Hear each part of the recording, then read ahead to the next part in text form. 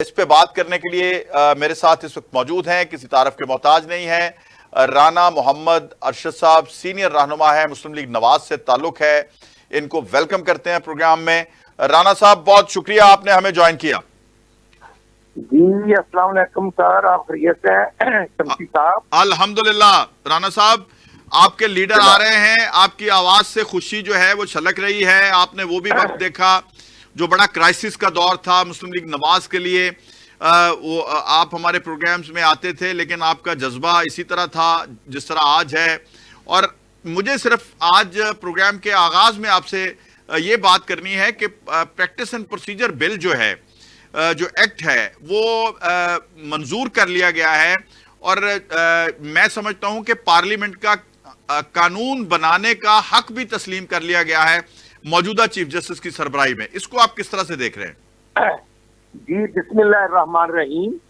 जवाद शम्सी साहब, आप खुद और आपका टीवी चैनल माशाल्लाह मैं खराज तहसीन पेश करता हूं कि आप हमेशा कौमी और इंटरनेशनल इश्यूज को टेकअप करते हैं और आप बड़ी ख्याम फरासत रखते हैं। तो मैं बीइंग ए पॉलिटिकल वर्कर मैं ये करना चाहता हूं कि आज 1973 के आइन की बालादस्ती जो है वो अल्हम्दुलिल्लाह बरकरार रही है, तस्लीम हुई है, और उस आइन के तकद्दस में इजाफा हुआ है कि वो पार्लियामेंट जिसको कानून बनाने का अख्तियार आपके आइन में दिया था, आज सुप्रीम कोर्ट ऑफ पाकिस्तान के फुल बेंच ने 10-5 की अक्सरियत से उसको एक्सेप्ट कर लिया है।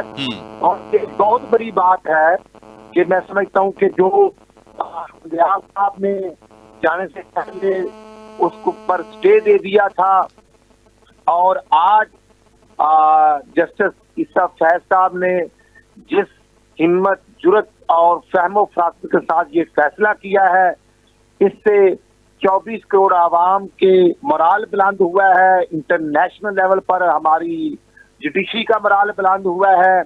और मैं समझता हूँ कि तीनों जो अमेंडमेंट्स, जो डिफरेंट डिसीजन हुए हैं, मैं इस पर अप्रिशिएट करता हूँ। ठीक है। और मैं अच्छा, इससे ये भी जरा बता दीजिए कि इस जो प्रैक्टिस एंड प्रोसीजर बिल है, एक्ट है, जो मंजूर हुआ है, इसमें वही जजेस साहिबान मुखालफत में सामने आए हैं जो कि साबका चीफ जस्टिस के साथी माने जाते हैं। और 10-5 का फैसला आना, 10 लोगों का इसके हक में फैसला देना, ये एक इस बात की दलील है कि अक्सरियत जो है वो सुप्रीम कोर्ट की जस्टिस फाइज ईसा के साथ है। और जबकि पहले चीफ जस्टिस मौजूद थे, वहां एक सियासी माहौल लग रहा था। लगता है आपको कि सुप्रीम कोर्ट अपना तकद्दुस जो है वो बरकरार, लफ्ज मैं नहीं इस्तेमाल करूंगा, तकद्दुस जो था सुप्रीम कोर्ट का, उसको वापस लाने के लिए लोगों की नजरों में कुछ इस फैसले से उसमें पेशरफ्त होगी? मैं समझता हूँ कि जस्टिस ईसा फैज साहब ने पाकिस्तान के आइन और पाकिस्तान की आवाम के मोराल को बुलंद किया है, और ये फैसला करके साबित किया है ये अक्सरीती जजेस का फैसला है।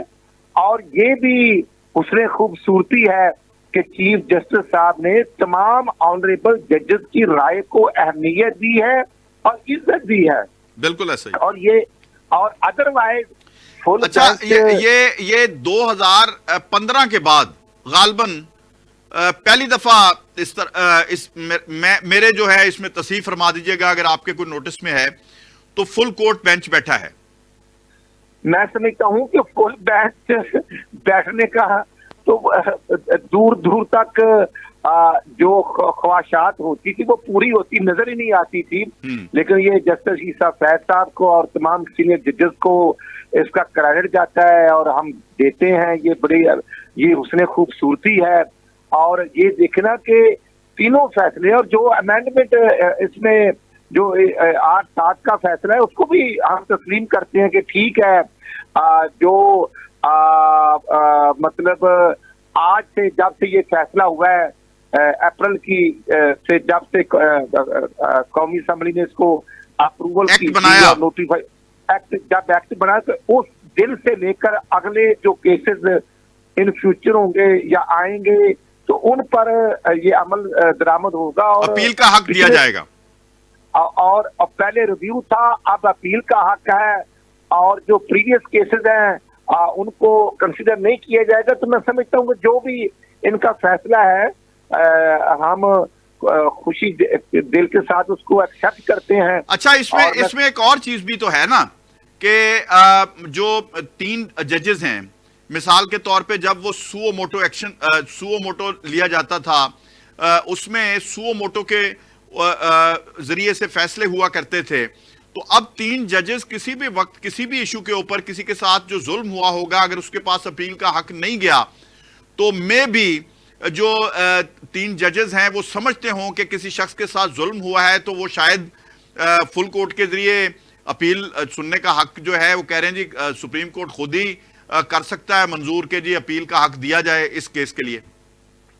मैं समझता हूँ कि सो मोटो एक्शन जैसे पहले होते रहे बाबे रहमते के दौर में, या उससे पहले या उसके बाद, तो आज खुद चीफ जस्टिस साहब ने अपने इख्तियारात को कम करके अपने सीनियर जो 2 कलीग होंगे वो 3 जजेस का जो अख्तियार दिया है, ये पाकिस्तान बार की भी डिमांड थी, हर वकला की बरादरी की भी डिमांड थी और हर पाकिस्तानी की डिमांड है।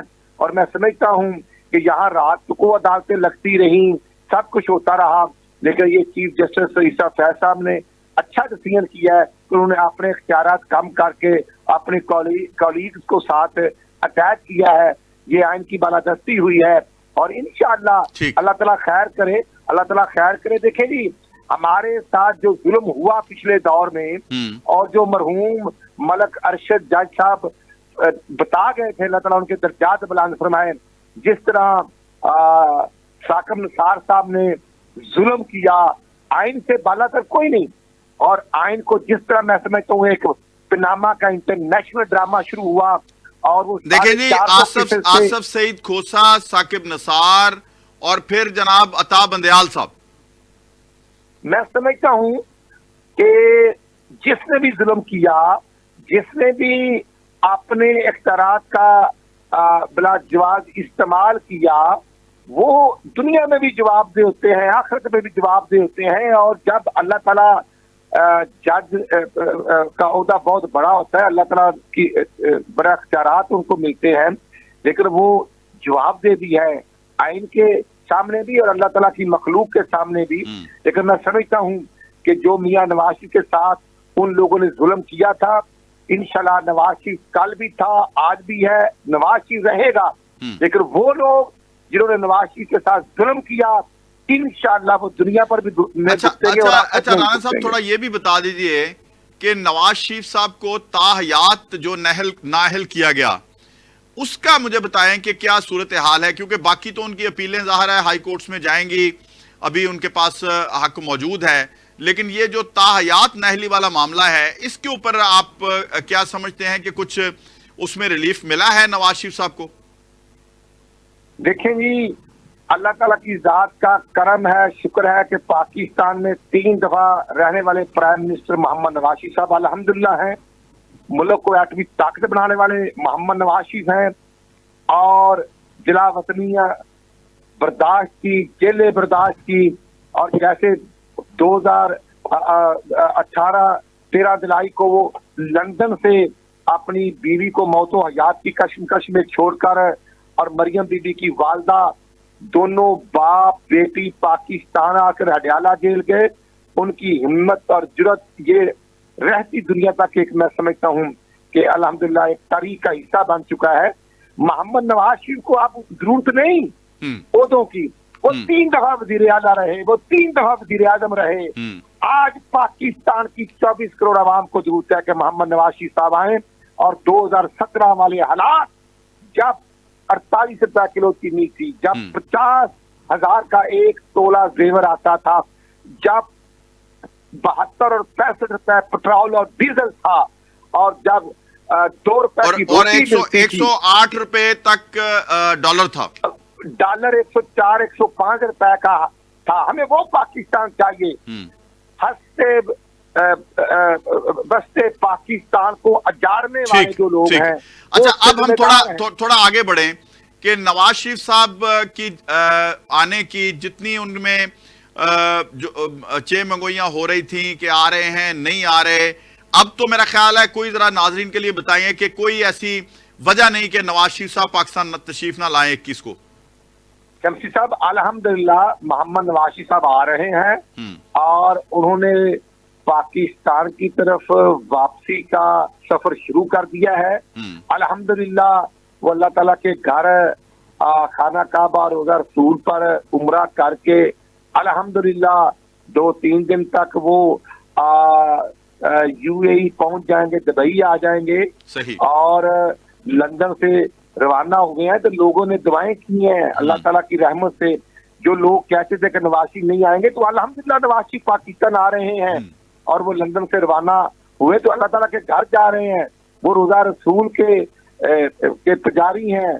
वहां जाकर अल्लाह के घर बैठकर दुआएं अपने पाकिस्तान की अवाम और अल्लाह ताला की मखलूक के लिए करते हैं। तो इंशाल्लाह 21 अक्टूबर को मोहम्मद नवाज शरीफ का वालहाना इस्तकबाल होगा।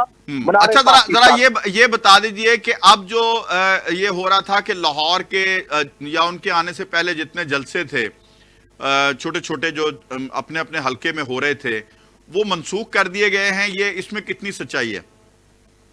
मैं समझता हूँ कि पीपी लेवल पर और एनए लेवल पर जो मीटिंग्स थी वो हो रही हैं। और अगर एक कार्नर मीटिंग चिदरे में मलक रियाज साहब ने की थी, तो उसके बाद जलसा जो है ठोकर न्याज में क्यों वो ठोकर न्याज मलक साहब ठोकर साहब ने अपने हल्के का करवाया। और वो जलसा देखे एक हल्के का था, तो अल्हम्दुलिल्लाह हजारों लोग वहां पर थे। और उसी तरह 15 तारीख को मुझे क्योंकि पार्टी की तरफ से मियां नवाज साहब, शबाजी साहब, मरियम नवाज साहबा और हमजा शबाज साहब और अरा सनाउल्लाह साहब ने जो पंजाब की अजला के कोऑर्डिनेटर मुकर्रर किए गए हैं, डिवीजन के कोऑर्डिनेटर मुकर्रर किए गए हैं, तो मुझे डिस्ट्रिक्ट कसूर का कोऑर्डिनेटर मुकर्रर किया गया है। ठीक है। और 15 अक्टूबर को इंशाल्लाह जिला कसूर मुस्तफाबाद मोहम्मद शबाजी साहब का जलसा रखा गया है। ठीक है। कितने का जलसे खत्म हो गए हैं। 13 तारीख को शबाजी साहब शेखपुरा जा रहे हैं, जिला शेखपुरा में।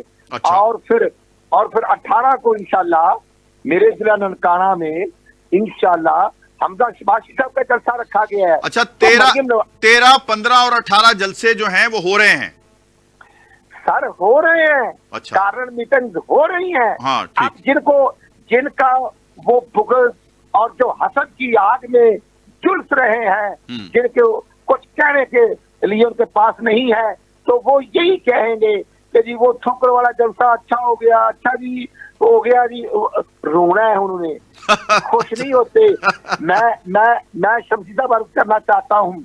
आज के जो हालात हैं, जो 6 जून 2013 को जब मोहम्मद नवाज शरीफ साहब ने थर्ड टाइम ओथ लिया था प्राइम मिनिस्टर का, उस वक्त 18 से 20 घंटे की लोड शेडिंग थी। ठीक है। 80 से 85 हजार लोग दहशतगर्दी में शहीद हो गए थे। हम थोड़ा इस तरफ आ जाएं कि अच्छा, नाजरीन के लिए जरा बता दें कि एयरपोर्ट से नवाज शरीफ साहब सीधा जो है वो मीनार पाकिस्तान जाएंगे, यही प्लान है?